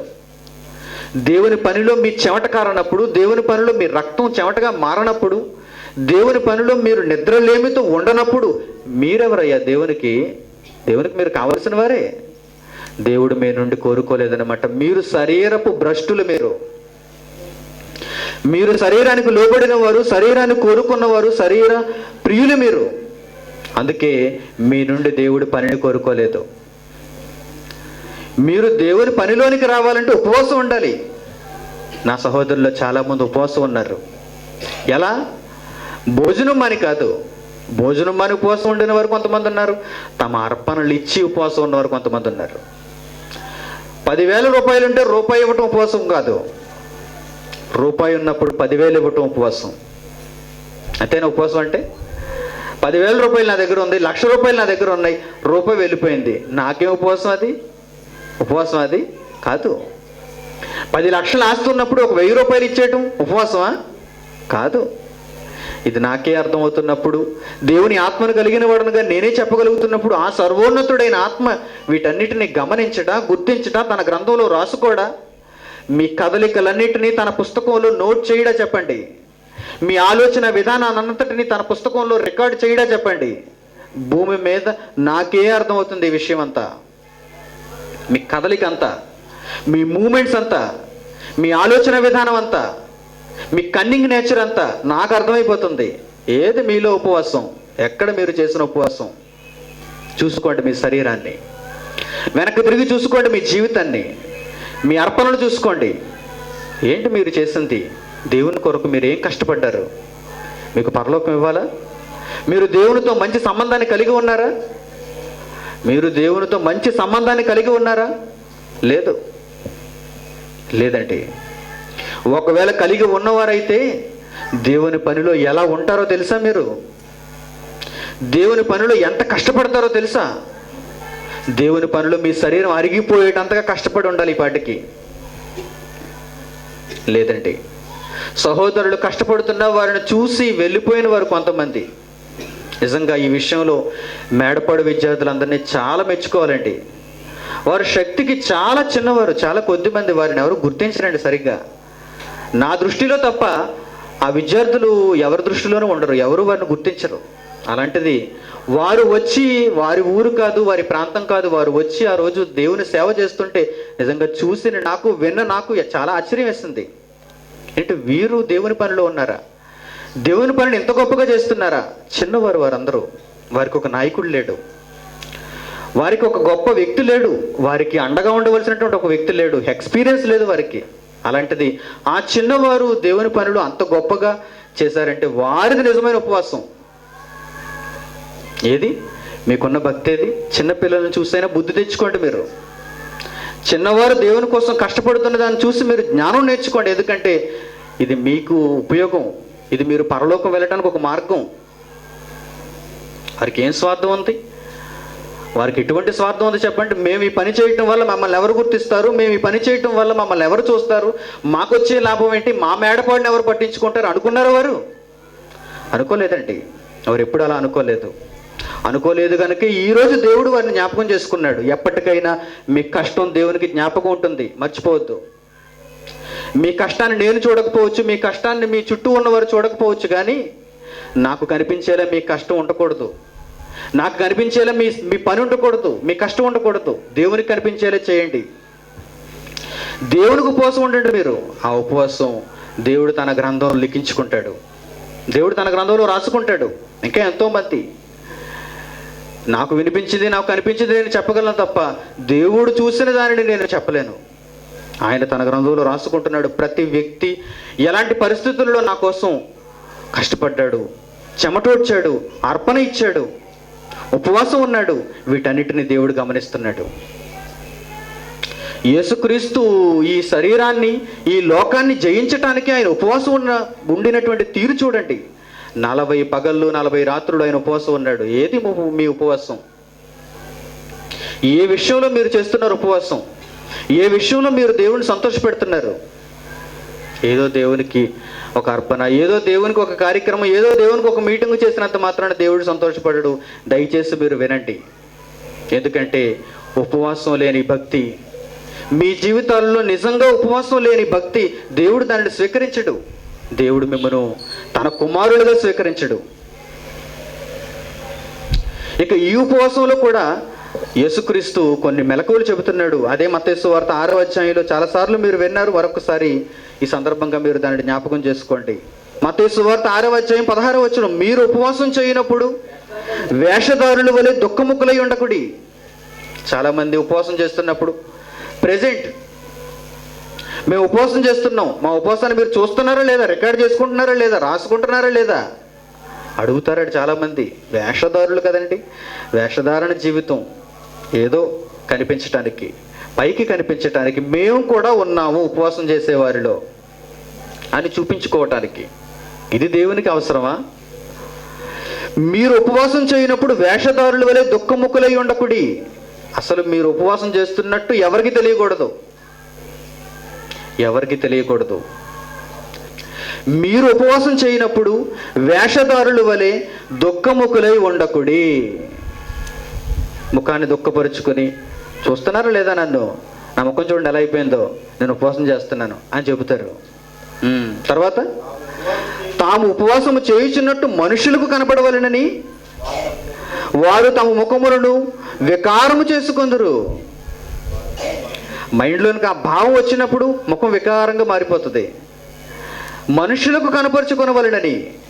మనుషులు నిన్ను చూసి పట్టం కడతారా? మనుషులు నిన్ను చూసి నీకు మార్కులు వేస్తారా? ఆ మార్కులు దేనికి ఉపయోగపడతాయి? మనుషులు నిన్ను చూసి పొగిడే ఆ కార్యక్రమం అంతా దేనికి ఉపయోగపడుతుంది? వారు తమ ఫలం పొంది ఉన్నారని నిశ్చయముగా మీతో చెప్పుచున్నాను. భూమి మీదే వారికి ఫలం వచ్చేసింది. దేవుని దగ్గర నుంచి వారు ఫలం కోరుకోవటం లేదు, వారు తమ ఫలం పొంది ఉన్నారు. ఎవరి వలన? భూమి మీద ఎవరికి కనబడాలని మీరు చేశారో వారి వలన. ఇక మీకు దేవుని దగ్గర నుంచి ఫలం వస్తుందా? రాదు. మీకు ఆల్రెడీ లెక్క బ్యాలెన్స్ కుదిరిపోయింది, లెక్క తేలిపోయింది మీది. మీరు ఎవరికి చేశారు ఉపవాసం? నాకు కాదు, భూమి మీద ఉన్న మనుషులకు చేశారు. భూమి మీద ఎవరు కనిపిస్తే వారికి నేను ఈరోజు ఉపవాసం ఉన్నాను, నన్ను ఏం చేయకండి, నన్ను ఏం అడగకండి. నేను ఈరోజు ఉపవాసం ఉన్నాను, నాకు ఏ పని చెప్పకండి. నేను ఈరోజు ఉపవాసం ఉన్నాను, కావాలంటే నాకు ఏమైనా ఇవ్వాలనుకుంటే అక్కడ పక్కన పెట్టండి. నేను ఈరోజు ఉపవాసం ఉన్నాను, నేను భక్తిపరుడిని, నన్ను ఏం అనకండి. నేను నీతిమంతుడిని, నన్ను గౌరవించండి. అయ్యో ఆయన ఉపవాసం ఉంటున్నాడట, ఆమె ఉపవాసం ఉంటుందట, భక్తురాలంట, భక్తుడంట. చూసారా? అంటే మనుషుల వలన కలిగే ఘనతంతా వచ్చేసింది కనుక వారు తమ ఫలమును పొంది ఉన్నారు. ఇది దేవుని వలన కలిగే ఫలం కాదు, పరలోకంలో వచ్చే ఫలం కాదు, భూలోకంలో వచ్చే ఫలం ఇది మీకు వచ్చేసింది.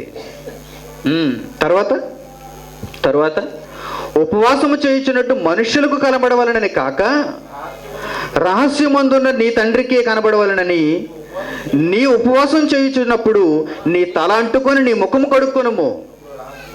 అప్పుడు రహస్యమందు చూచు నీ తండ్రి నీకు ప్రతిఫలం ఇచ్చును. ఇది భోజనం విషయంలో. ఒకవేళ నీ కడుపుకు భోజనాన్ని నీవు అడ్డగించుకుంటే, నీవు పస్తులుంటే నీ ముఖం కడుక్కో, నీ తల అంటుకో. అప్పుడు చూచిన ప్రతి ఒక్కరూ నీ ఉపవాసం ఉంటున్నావు అనుకోరు. మరి ధనం విషయంలో నీ ఉపవాసం ఉంటే, వస్త్రం విషయంలో నీ ఉపవాసం ఉంటే కనిపించనివ్వకు. నువ్వు పేదవాడు అన్న విషయం ఎవరికి తెలియనివ్వకు. నేను దేవుని కోసం ఇంత ఇచ్చానండి, నేను పేదవాడిని అయిపోయానండి, నేను కష్టాల పాలైపోయానండి అని ఎవరికి చెప్పుకోక. ఎందుకంటే ఆ ఫలం భూమి మీద నీకు కలుగుతుంది, పరలోకంలో నుంచి కలగదు. నీవు స్థిరత్వం కలిగి ఉండాలి. నీవు పేదరికంలో ఎంత దేవునికి ఇచ్చినా నేను ఇవ్వాల్సిన దానికన్నా తక్కువే ఇచ్చానండి అని చెప్పుకోవాలి. నీకు ఫలం తండ్రి నుంచి కలగాలి తప్ప మనుషుల నుంచి కలగకూడదు. నీవెందులో ఉపవాసం ఉన్నా, ఆహారంలో ఉపవాసం ఉన్నా, వస్త్రంలో ఉపవాసం ఉన్నా, ఏ వస్తువులో ఉపవాసం ఉన్నా, నీ శరీరానికి సంబంధించిన దేనిలో నీ ఉపవాసం ఉన్నా, నీవు ఆ విషయాన్ని మనుషులకు తెలియబడనివ్వకూడదు. దేవునికి ఇవ్వాలి. నేను ఇవ్వాల్సిన దానికన్నా తక్కువే ఇచ్చానని దేవుని ఎడల చెప్పుకోవాలి, వెళ్ళిపోవాలి. ఆ దేవుడు నీకు ప్రతిఫలం ఇచ్చినట్లుగా నీవు ఉపవాసం చేయాలి. ప్రపంచవ్యాప్తంగా ఎందరో క్రైస్తవులు చేస్తున్న ఉపవాసాలలో ఏ ఒక్కటైనా ఇదిగో ఇప్పుడు దేవుడు చెప్పిన ఉపవాసానికి సరిపోల్చబడిందా? లేదండి. వారి ఉపవాసం వారిది, వారి క్రియలు వారివి, వారి ఆలోచనలు వారివి. దేవుడు రాయించిన వాక్యం ఇక్కడ మనకు కనిపిస్తుంది. ఎప్పుడు ఉపవాసం చేయాలి? ఎప్పుడు మీరు ఉపవాసం చేయాలి? మీ తండ్రితో మీ సంబంధాన్ని తెగిపోయినప్పుడు మీ తండ్రికి మీరు దగ్గర అవ్వడానికి ఉపవాసం చేయాలి. యేసు శిష్యులు ఎప్పుడు ఉపవాసం చేయలేదు. యేసుక్రీస్తును వెంబడించిన శిష్యులు ఎప్పుడు ఉపవాసం చేయలేదు. అప్పుడు యేసు శిష్యుల దగ్గరకు వచ్చి యేసుక్రీస్తు వారిని యోహాను శిష్యులు ఒక ప్రశ్న వేస్తున్నారు. దానిని ఒక్కసారి మనం చూద్దాం. మంచి సందర్భం. లూకా సువార్త 5వ అధ్యాయం 33వ వచనం నుంచి. వారు ఆయనను చూచి, యోహాను శిష్యులు తరచుగా ఉపవాస ప్రార్థనలు చేయుదురు. చూసారా? ఉపవాసం రాను రాను రాను రాను ఎలా మారిపోయింది? ఒక యాజకుడు చేసిన ఉపవాసం, ఒక దావీదు చేసిన ఉపవాసం, ఒక ఇశ్రాయేలీయులు జనాంగం చేసిన ఉపవాసం, రాను రాను ఇశ్రాయేలీయులు ఎలా మారిపోయిందంటే ఉపవాస ప్రార్థన, ఉపవాస కూడిక ఇలా మారిపోయింది. ఇప్పుడు దీనిని చేయవలసిన అవసరం ఉందా యేసుక్రీస్తు శిష్యులు? అవసరం లేదు. ఎందుకంటే దేవునితో సంబంధం లేనప్పుడు చేయాలి. దేవుని కార్యక్రమానికి ఉపక్రమించేటప్పుడు తన శరీరాన్ని, తన యొక్క పూర్తి జీవితాన్ని తన ఆధీనంలో ఉంచుకోవటానికి చేయాలి. అది ఉపవాసం అంటే. మరి వీళ్ళు ఏం చేస్తున్నారు? ఆనవాయితీగా ఉపవాసాలు చేసేస్తున్నారు. ఎవరు? యోహాను శిష్యులు. చూడండి, యోహాను శిష్యులు తరచుగా ఉపవాసము చేయుదురు, అలాగే పరిసయ్యుల శిష్యులను చేయుదురు. వీరందరూ ఎవరంటే ఒక జాబితా వీరిది. ఒక కాలం వస్తుంది, ఆ కాలానికి ఉపవాస ప్రార్థనలు పెట్టుకుంటారు, చేసేస్తారు, మనుషులందరికీ చెప్పుకుంటారు, మేము ఉపవాసం ఉన్నామని చెప్పుకొని నీతిమంతులను అనిపించుకుని వెళ్ళిపోతారు. వీరు తండ్రికి అసలైన ఉపవాసం చేసేవారు కాదు. మరి నీ శిష్యులు తిని త్రాగుచున్నారే అని చెప్పిరి. మరి నీ శిష్యులు ఏంటి ఎప్పుడు ఉపవాస ప్రార్థనలు పెట్టలేదు? యేసుక్రీస్తును ఎప్పుడు బ్యానర్ పెట్టలేదేంటి? ఎప్పుడు ఫ్లెక్స్ కొట్టించలేదంటే ఉపవాస ప్రార్థనలు? యేసుక్రీస్తు ఉపవాస ప్రార్థనలు ఎప్పుడు లేదు, ఎక్కడ పెట్టలేదు. ఎప్పుడు యేసు తన శిష్యులతో ఉపవాసంలో లేడు. ఆ రోజు బాప్తిస్మం తీసుకున్న తర్వాత తన శరీరాన్ని జయించటానికి, అపవాదిని ఓడించటానికి ఆ రోజు 40 దినాలు ఉపవాసం ఉన్నాడు తప్ప తర్వాత ఎప్పుడు యేసుక్రీస్తు కానీ తన శిష్యులు కానీ ఉపవాసం లేరు. ఆహారం విషయంలో ఇప్పుడు ఏం చేస్తున్నాడు చూడండి, ఏం చెప్తున్నాడు చూడండి ఆయన. 34వ వచనం మంచి సందర్భం చెప్తున్నాడండి ఆయన. 34వ వచనం, అందుకు యేసు, పెండ్లి కుమారుడు తమతో ఉన్నంత కాలము పెండ్లి ఇంటి వారి చేత మీరు ఉపవాసము చేయింపగలరా? దావీదు దేవునితో సఖ్యతతో ఉన్నప్పుడు, దేవునితో సమాధానం కలిగి ఉన్నప్పుడు ఎప్పుడైనా దావీదు ఉపవాసం చేశాడా? లేదు. ఎప్పుడైతే బత్షెబతో పాపం చేశాడో, ఎప్పుడైతే ఆ బిడ్డ మరణ ప్రదేశానికి వెళ్ళిపోతుందో, మరణ ఛాయలలోనికి వెళ్ళిపోతుందో, అప్పుడు ఉపవాసం ఉన్నాడు ఈయన. అప్పుడు ఈయన ఒంటరిగా వెళ్ళిపోయాడు. అప్పుడు ఈయనకి ఏది సహించటం లేదు. యేసు అదే అడుగుతున్నాడు. పెండ్లి కుమారుడు తమతో ఉన్నంత కాలము పెండ్లి ఇంటి వారి చేత మీరు ఉపవాసము చేయించగలరా? భోజనం మాన్పించగలరా? లేదు. మరి ఎప్పుడు? పెండ్లి కుమారుడు వారి యొద్ద నుండి కొనుపోబడు దినములు వచ్చును.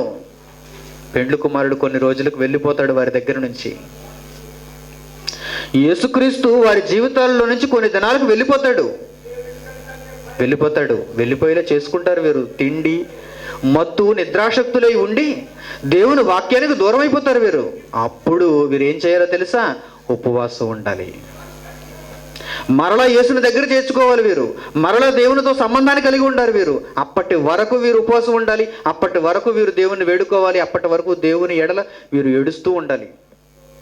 లేకపోతే మరలా యేసు వీరి దగ్గరికి రాడు. మరలా దేవుడు వీరితో సంబంధాన్ని కలిగి ఉండడు. అదే చెప్పాడండి యేసు ఇక్కడ.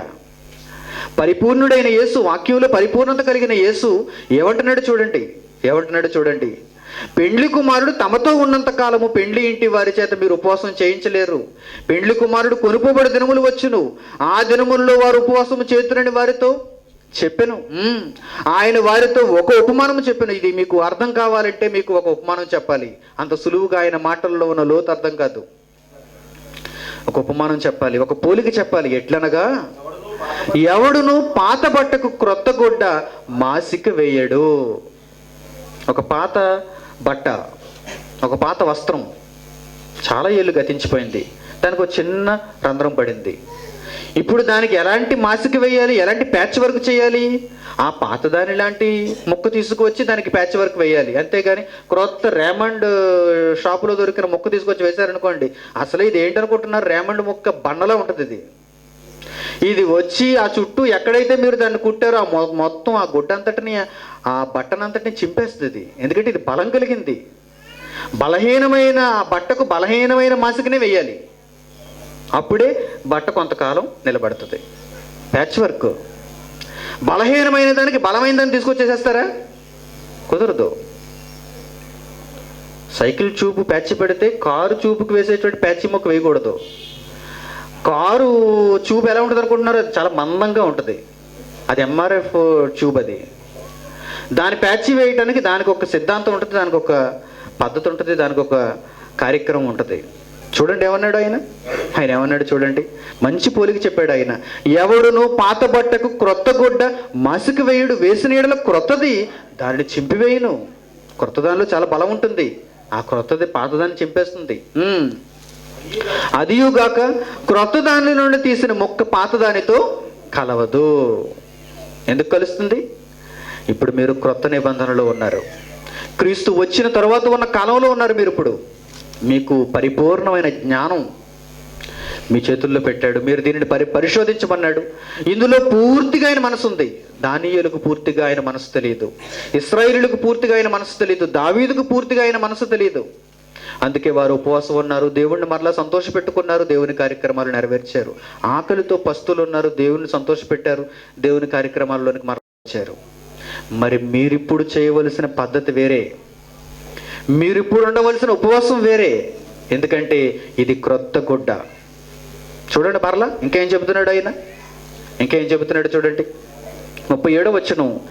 ఎవడును పాత తిత్తులలో క్రొత్త ద్రాక్షరసం పోసిన ఎడల క్రొత్త ద్రాక్షరసము తిత్తులను పిగిల్చును, రసము కారిపోవును, తిత్తులను పడగును. వాడి ఉన్న ఆ పాత ద్రాక్షరసపు తిత్తులు, వాటిలో క్రొత్త ద్రాక్షరసాన్ని పోయకూడదు. ఎందుకంటే ఇది మంచి కాన్సన్ట్రేషన్తో ఉన్న ద్రాక్షరసం. ఈ ద్రాక్షరసాన్ని పాత తిత్తుల్లో వేస్తే ఆ పాత తిత్తులన్నీ పిగిలిపోతాయి, రంధ్రాలు పడిపోతాయి. అవి ఉపయోగపడవిక. పాత తిత్తుల్లో పాత ద్రాక్షరసాన్నే పోయాలి. అప్పుడులో తిత్తులు వాడేవారు, ఇప్పుడు బాటిల్స్. 38వ వచనం, అయితే క్రొత్త ద్రాక్షారసము క్రొత్త తిత్తుల్లో పోయేవలను, పాత ద్రాక్షారసము త్రాగి వెంటనే క్రొత్త దానిని కోరువాడెవడునూ లేడు, పాతదే మంచిది అనుకున్నాడని చెప్పాను. మీరందరూ ఏమనుకుంటున్నారు? యోహాను శిష్యులు చేసే ఉపవాసం, పరిసయ్యులు శిష్యులు చేసే ఉపవాసం అదే మంచిది అనుకుంటున్నారు మీరు. పాత దానిని తాగి తాగి తాగి ఆ మత్తులో ఉన్నారు మీరు. క్రొత్త దానిని కోరుకుంటున్నారా? కోరుకోవటం లేదు. మాకు ఆ పాతదే కావాలి. ఒకప్పుడు మీకు ఎందరో చెప్పినటువంటి బోధలు అవి ఇంకా ఉండిపోయినాయి, మీలో మూలాలు ఉండిపోయినాయి మీకు. వాటినే కావాలనుకుంటున్నారు మీరు. వారు మీకు చల్లని నూనె రాచినటువంటి బోధలు చేశారు. వారు మీరు కోపగిస్తే వారు రెడీ అయిపోయారు, స్టడీ అయిపోయారు, వారు మీకు అనుకూలంగా మారిపోయారు. ఇక్కడ క్రొత్త బోధ అలా ఉండదు. మిమ్మల్ని ఎప్పటికప్పుడు రెడీ చేస్తుంటుంది, ఎప్పటికప్పుడు స్టడీలో పెడుతుంటుంది. లేకపోతే ఇది క్రొత్త బోధ ఎలా అవుతుంది? క్రొత్త నిబంధనకు సంబంధించిన బోధ ఎలా అవుతుంది చెప్పండి? మీరు సరికాకపోతే మిమ్మల్ని సరిచేసే బోధ ఇది, అంతేగాని మీకు తగ్గట్టుగా సరైపోయే బోధ కాదు ఇది. ఏంటి నిజమైన ఉపవాసం? క్రొత్త నిబంధనకు సంబంధించి ఏంటి క్రొత్త నిబంధనకు సంబంధించిన ఉపవాసం? మీరు పెండ్లి కుమారుని కలిగి ఉన్నవారు. పెండ్లి కుమారుడు మీతో పాటు ఉన్నాడు. ఆ రోజు శిష్యులతో పాటు పెండ్లి కుమారుడు ఎలా ఉన్నాడో ఈ రోజు మనం పెండ్లి కుమారుని కలిగి ఉన్నాం. ఎందుకంటే పరిపూర్ణమైన వాక్యం ఆదికాండం నుంచి ప్రకటన గ్రంథం వరకు 66 పుస్తకాల్లో దేవుడు ఇంకా మనకు చెప్పాలనుకున్న ప్రతి దానిని వ్రాసేసి ఇచ్చేశాడు. ఇంకా ఏదో చెప్పడానికి మిగిల్చుకోలేదు ఆయన. ఇంకా ఏదో దర్శనంలో చూపించడానికి ఆయన దాచిపెట్టుకోలేదు. ప్రతి దానిని గ్రంథంలో పొందుపరిచాడు. అంటే ఇప్పుడు మన చేతుల్లోనికి ఏమొచ్చింది? పరిపూర్ణమైన వాక్యం వచ్చింది. యేసుక్రీస్తు మనతో ఉన్నాడు. ఇప్పుడు ఆదికాండము నుంచి మొదటి అధ్యాయం మొదటి వచనం నుంచి ప్రకటన గ్రంథం చివరి అధ్యాయం చివరి వచనం వరకు పరిపూర్ణంగా ఆయన వ్రాయించి ఇచ్చాడు. గనక ఒకనాడు శిష్యుల దగ్గర యేసు ఎలా ఉన్నాడో ఇప్పుడు మన దగ్గర వాక్యం ఎలా ఉంది. పెండ్లి కుమారుడు మనతో ఉన్న కాలం ఇప్పుడు. ఈ కాలంలో వాక్యంతో సరిచేయబడి వెంటనే దేవుని కార్యక్రమాలలోనికి వెళ్ళి దేవుణ్ణి సంతోషపెట్టాలి తప్ప ఉపవాస ప్రార్థనలతో మన కాలాన్ని వెళ్ళబుచ్చకూడదు అని ఇక్కడ చెబుతున్నాడు. చూడండి, ఒకవేళ నీ ఉపవాసం చేయాలనుకుంటే, నీ వ్యక్తిగతంగా నీ ఉపవాసం చేయాలనుకుంటే నీవు చేసుకోవచ్చు. కానీ ఎలా చేయాలో తెలుసా? ఎవరికి తెలియకూడదు ఆ ఉపవాసం. ఆ ఉపవాసంతో నీ తండ్రి నిన్ను చూచి సంతోషపడాలి. నీవు చేసిన పాపాన్ని ఆయన మర్చిపోవాలి. యేసుక్రీస్తు ద్వారా దానిని క్షమించాలి. మరలా తన కుమారునిగా నిన్ను నూతనపరచాలి. క్రొత్త ద్రాక్షారసము క్రొత్త తిత్తుల్లో పోసేటట్టుగా మీ బ్రతుకు విధానం అంతా క్రొత్తదిగా మారిపోవాలి. దేవుని ఇష్టాన్ని నెరవేర్చాలి. ప్రార్థన చేసుకుందాం. తలలు వంచి ప్రార్థనలు ఏకీవించండి.